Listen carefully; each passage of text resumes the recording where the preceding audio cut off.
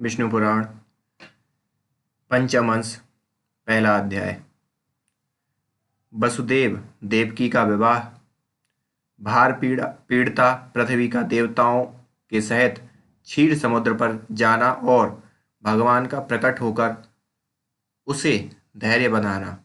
कृष्णावतार का उपक्रम।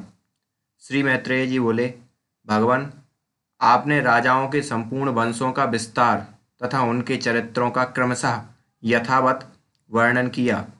अब हे ब्रह्मर्षि, यदुकुल में जो भगवान विष्णु का अंशावतार हुआ था, उसे मैं तत्वतः और विस्तार पूर्वक सुनना चाहता हूँ। हे मुने, भगवान पुरुषोत्तम ने अपने अंशांश से पृथ्वी पर अवतीर्ण होकर जो जो कर्म किए थे, उन सब का आप मुझसे वर्णन कीजिए। श्री पराशर जी बोले, हे मैत्रेय, तुमने मुझसे जो पूछा है वह संसार में परम मंगलकारी भगवान विष्णु के अंशावतार का चरित्र सुनो। हे महामुने, पूर्व काल में देवक की महाभाग्यशालिनी पुत्री देवी स्वरूपा देवकी के साथ वसुदेव जी ने विवाह किया। वसुदेव और देवकी के वैवाहिक संबंध होने के अनंतर विदा होते समय भोजनंदन कंस सारथी बनकर उन दोनों का मांगलिक रथ हाँकने लगा। उसी समय मेघ के समान गंभीर घोष करती हुई आकाशवाणी कंस को ऊंचे स्वर से संबोधन करके यूं बोली, अरे मूढ़, पति के साथ रथ पर बैठी हुई जिस देवी को तू ले जा रहा है, उसका 8वां गर्भ तेरे प्राण हर लेगा। श्री पराशर जी बोले, यह सुनते ही महाबली कंस खड्ग निकालकर देवकी को मारने के लिए उद्यत हुआ। तब वसुदेव जी यूं कहने लगे, हे महाभाग, हे अनग, आप देवकी का वध ना करें। मैं इसके गर्भ से उत्पन्न हुए सभी बालक आपको सौंप दूंगा। श्री पराशर जी बोले, हे द्विजोत्तम, तब सत्य के गौरव से कंस ने वसुदेव जी से बहुत अच्छा कह देवकी का वध नहीं किया। इसी समय अत्यंत भार से पीड़ित होकर पृथ्वी सुमेरु पर्वत पर देवताओं के दल में गई। वहां उसने ब्रह्मा जी सहित समस्त देवताओं को प्रणाम कर खेद पूर्वक करुण स्वर में बोली, अपना सारा वृत्तांत कहा। पृथ्वी बोली, जिस प्रकार अग्नि सुवर्ण का तथा सूर्य गौ समूह का परम गुरु है, उसी प्रकार संपूर्ण लोकों के गुरु श्री नारायण मेरे गुरु हैं। वे प्रजापतियों के पति और पूर्वजों के भी पूर्वज हैं। पूर्वज ब्रह्मा जी हैं तथा वे ही कला काष्ठा निमेष स्वरूप अव्यक्त मूर्तिवान काल हैं। हे देवश्रेष्ठगण, आप सब लोगों का समूह भी उन्हीं का अंश स्वरूप है। आदित्य, मरुगण, साध्यगण, रुद्र, वसु, अग्नि, पितृगण और अत्रि आदि प्रजापतिगण हैं। ये सब अप्रमेय महात्मा विष्णु के ही रूप हैं। यक्ष, राक्षस, दैत्य, पिशाच, सर्प, दानव, गंधर्व और अप्सरा आदि भी महात्मा विष्णु के ही रूप हैं। ग्रह, नक्षत्र तथा तारागणों से चित्रित आकाश, अग्नि, जल, वायु, मैं और इंद्रियों के संपूर्ण विषय, यह सारा जगत विष्णुमय ही है। तथापि उन अनेक रूपधारी विष्णु के ये रूप समुद्र की तरंगों के समान रात दिन एक दूसरे के वाद्य वादक होते रहते हैं। इस समय कालनेमी आदि दैत्यगण मर्त्यलोक पर अधिकार जमाकर अहर्निश जनता को क्लेशित कर रहे हैं। जिस कालनेमी को सामर्थ्यवान भगवान विष्णु ने मारा था, इस समय वही उग्रसेन के पुत्र महान असुर कंस के रूप में उत्पन्न हुआ है। अरिष्ट, धेनु, केसी, प्रलंब, नरक, सुंद, बलि का पुत्र अति भयंकर बाणासुर तथा और भी जो महाबलवान दुरात्मा राक्षस राजाओं के घर में उत्पन्न हो गए हैं, उनकी मैं गणना नहीं कर सकती। हे दिव्य मूर्तिधारी देवगण, इस समय मेरे ऊपर महाबलवान और गर्वीले दैत्य राजों की अनेक अक्षौणी सेनाएं हैं। हे अमरीश्वरी, मैं आप लोगों को यह बतलाए देती हूँ कि अब मैं उनके अत्यंत भार से पीड़ित होकर अपने को धारण करने में सर्वथा असमर्थ हूँ। अतः हे महाभागगण, आप लोग मेरे भार उतारने का कोई ऐसा उपाय कीजिए जिससे मैं अत्यंत व्याकुल हो रसातल को न जाऊं। पृथ्वी के इन वाक्यों को सुनकर उसके भार उतारने के विषय में समस्त देवताओं की प्रेरणा से भगवान ब्रह्मा जी ने कहना आरंभ किया। ब्रह्मा जी बोले, हे देवगण, पृथ्वी ने जो कुछ कहा वह सर्वथा सत्य ही है। वास्तव में मैं शंकर और आप सब लोग नारायण स्वरूप ही हैं। उनकी जो जो विभूतियां हैं उनकी परस्पर न्यूनता और अधिकता ही बाध्य तथा बाध्यक रूप हो से रहा करती है। इसलिए आओ हम लोग क्षीर सागर के पवित्र तट पर चलें, वहां श्रीहरि की आराधना कर यह संपूर्ण वृत्तांत उनसे निवेदन कर दें। वे विश्वरूप सर्वात्मा सर्वथा संसार के हित के लिए ही अपने शुद्ध सत्वांश से अवतीर्ण होकर पृथ्वी में धर्म की स्थापना करते हैं। श्री पराशर जी बोले, ऐसा कहकर देवताओं के सहित पितामह ब्रह्मा जी वहां गए और एकाग्र चित्त से श्री गरुड़ध्वज भगवान की इस प्रकार स्तुति करने लगे। ब्रह्मा जी बोले, हे वेदवाणी के अगोचर प्रभु, परा और अपरा ये दोनों विद्याएं आप ही हैं। हे नाथ, वे दोनों आप ही के मूर्त और अमूर्त रूप हैं। हे अत्यंत सूक्ष्म, हे विराट स्वरूप, हे सर्व, हे सर्वज्ञ, शब्द ब्रह्म और परब्रह्म, ये दोनों आप ब्रह्ममय के ही रूप हैं। आप ही ऋग्वेद, यजुर्वेद, सामवेद और अथर्ववेद हैं तथा आप ही शिक्षा, कल्प, निरुक्त, छंद और ज्योतिष शास्त्र हैं। हे प्रभु, हे अक्षोक्षज, इतिहास, पुराण, व्याकरण, मीमांसा, न्याय और धर्मशास्त्र, ये सब भी आप ही हैं। हे आद्यपते, जीवात्मा, परमात्मा, स्थूल, सूक्ष्म, देह तथा उनका कारण, अव्यक्त, इन सब के विचार से युक्त जो अंतरात्मा और परमात्मा के स्वरूप का बोधक वाक्य, वह भी आपसे भिन्न नहीं है। आप अव्यक्त, अनिर्वाच्य, अचिंत्य, नाम वर्ण से रहित, हाथ पांव तथा रूप से हीन, शुद्ध, सनातन और पर से भी पर हैं। आप कर्णहीन होकर भी सुनते हैं, नेत्रहीन होकर भी देखते हैं, एक होकर भी अनेक रूपों में प्रकट होते हैं, हस्त पादादि से रहित होकर भी बड़े वेगशाली और ग्रहण करने वाले हैं तथा सबके अवेद्य होकर भी सबको जानने वाले हैं। हे परमात्मन, जिस धीर पुरुष की बुद्धि आपके श्रेष्ठतम रूप से पृथक और कुछ भी नहीं देखती, आपके अणु से भी अणु और दृश्य रूप स्वरूप को देखने वाले उस पुरुष की आत्यंतिक आज्ञा निवृत्ति हो जाती है। आप विश्व के केंद्र और त्रिभुवन के रक्षक हैं।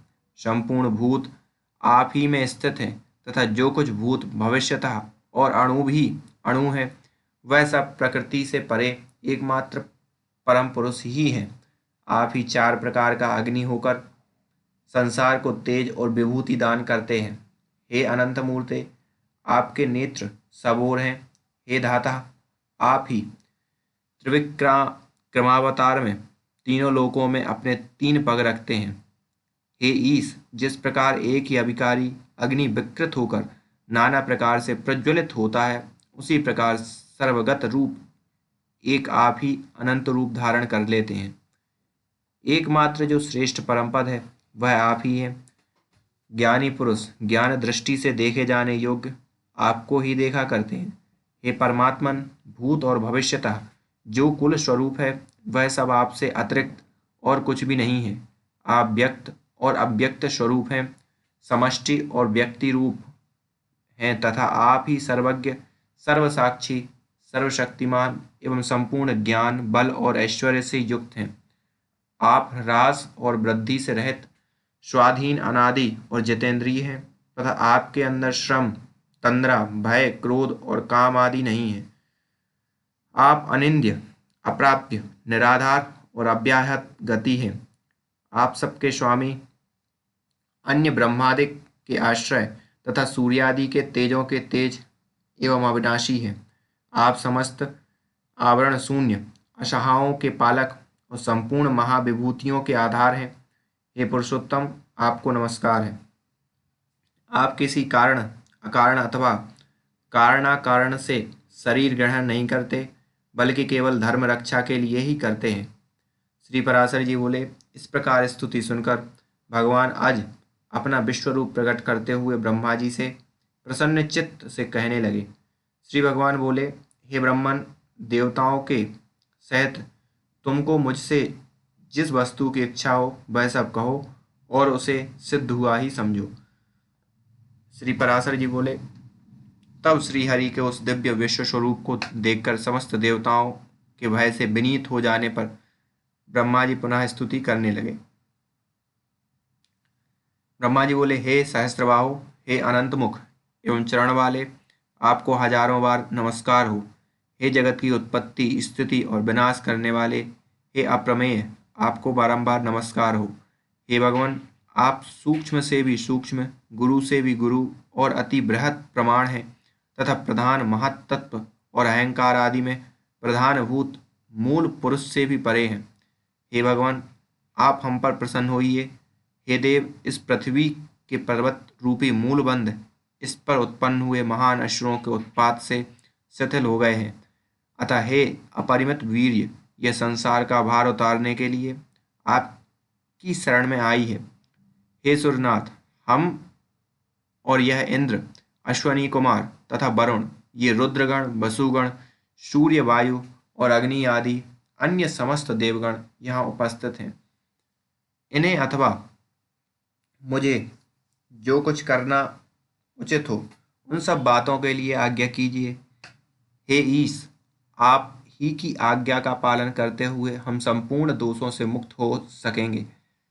श्री पराशर जी बोले, हे महामुने, इस प्रकार स्तुति किए जाने पर भगवान परमेश्वर ने अपने श्याम और श्वेत दो केश उखाड़े और देवताओं से बोले, मेरे ये दोनों केश पृथ्वी पर अवतार लेकर पृथ्वी के भारत स्वरूप कष्ट को दूर करेंगे। सब देवगण अपने अपने अंशों से पृथ्वी पर अवतार लेकर अपने से पूर्व उत्पन्न हुए उन्मत्त दैत्यों के साथ युद्ध करें।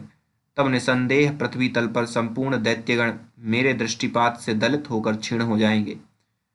वसुदेव जी की, जो देवी के समान देव की नाम की भार्या है, उसके 8वें गर्भ से मेरा यह श्याम केश अवतार होगा और इस प्रकार यह अवतार लेकर यह कालनेमी के अवतार कंस का वध करेगा।